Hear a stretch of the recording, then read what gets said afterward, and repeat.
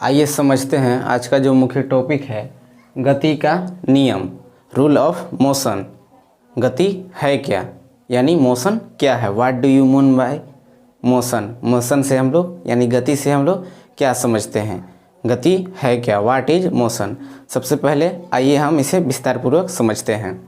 गति है क्या यानी मोशन, समय के साथ स्थिति परिवर्तन की दर को क्या बोलते हैं, गति बोलते हैं। यानी समय के साथ मान लीजिए कोई वस्तु यहाँ पर रखी हुई है, यहाँ पर रखी हुई है, कुछ समय बाद वो वस्तु यहाँ पर आ गई, तो इसको हम क्या कहेंगे कि गति कहेंगे। कोई समय में ये वस्तु यहाँ से यहाँ तक जाने में इसको कोई समय लगा, यानी समय के साथ स्थिति बदलाव की दर को यानी परिवर्तन की दर को, कन्वर्ट की दर को क्या बोलेंगे, हम गति बोलेंगे। गति का खोज सर्वप्रथम किसने दिया, कौन से ऐसे महान वैज्ञानिक थे जिन्होंने गति का प्रतिपादन किया, तो वो थे सर आइजक न्यूटन। न्यूटन ने किए थे। न्यूटन का पूरा नाम क्या था, सर आइजक न्यूटन, जिन्होंने अपनी पुस्तक प्रिंसिपिया से 1677 ईस्वी 1677 ईस्वी में न्यूटन्स का 3 गति का नियम उन्होंने निकाल दिया, और इस गति का नियम का प्रतिपादन इन्होंने किया था, इसलिए इनका नाम क्या पड़ गया, न्यूटन्स लॉ ऑफ मोशन। ये गति का न्यूटन का नियम को कहा जाता है। अब आइए इसे हम विस्तार पूर्वक समझते हैं। न्यूटन कहाँ के थे, न्यूटन थे इंग्लैंड के निवासी थे। इनका जन्म 1642 ईस्वी में इंग्लैंड देश में हुआ था, और ये बचपन से ही पढ़ने में बहुत अच्छे नहीं थे, लेकिन बाद में इन्होंने अपनी मेहनत और काबिलियत के दम पर आकर्षण शक्ति की भी खोज की थी, यानी ग्रेविटेशन फोर्स। आइए इसे हम विस्तार पूर्वक समझते हैं। न्यूटन डिस्कवरी थे यानी खोज थे। न्यूटन का पहला गति का नियम क्या कहता है, Newton's first law of motion. यदि कोई वस्तु विरामावस्था में है, यानी वह विरामावस्था में है यानी रेस्ट की अवस्था में है, तो वह उसी अवस्था को यानी अपनी पहली अवस्था को ही बनाए रखना चाहती है जब तक कि उस पर कोई अन्य बल काम न करे, यानी बाह्य बल जब तक उस पर आकर धक्का न दे। उसको हम लोग क्या कहेंगे, Newton's first law of motion. यदि कोई वस्तु गतिशील अवस्था में है यानी कंटिन्यू है अपना वो गति में, तो जब तक कि उस पर बाह्य बल काम न करे तब तक वह अपने पहली ही अवस्था को यानी गतिशील अवस्था को ही बनाकर रखना चाहती है, जब तक कि उस पर कोई और बल आकर धक्का न दे। इसे हम क्या कहेंगे, गति का पहला नियम कहेंगे, Newton's first law of motion. गति के पहला नियम से ही बल का परिभाषा मिलती है। आइए इसे समझते हैं कि बल है क्या, what do you mean by force, what is force. बल क्या है, बल वह भौतिक कारण है जो किसी भी वस्तु को धकेलने अथवा खींचने की चेष्टा करता है, यानी प्रयत्न करता है कि वस्तु या तो धकेला जाएगा, धकेलने की चेष्टा करेगा, यह वस्तु खींचा जाएगा। मान लीजिए ये व्हाइट बोर्ड है, इसको हमने धक्का दिया, हम धक्का दे रहे हैं, लेकिन हम ये कोशिश किए, यह कोई ज़रूरी नहीं कि मेरे पास कितना फोर्सेज है और उससे मैं इसको धकेल ही दूंगा पूरा कॉन्फिडेंस के साथ, लेकिन यह धकेलने की चेष्टा करता है, उसे हम क्या कहेंगे, बल कहेंगे। बल एक भौतिक कारण है।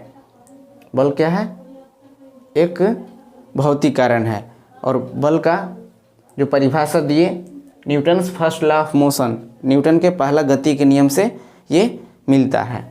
आइए Newton's third law of motion के बारे में हम समझते हैं कि क्या है।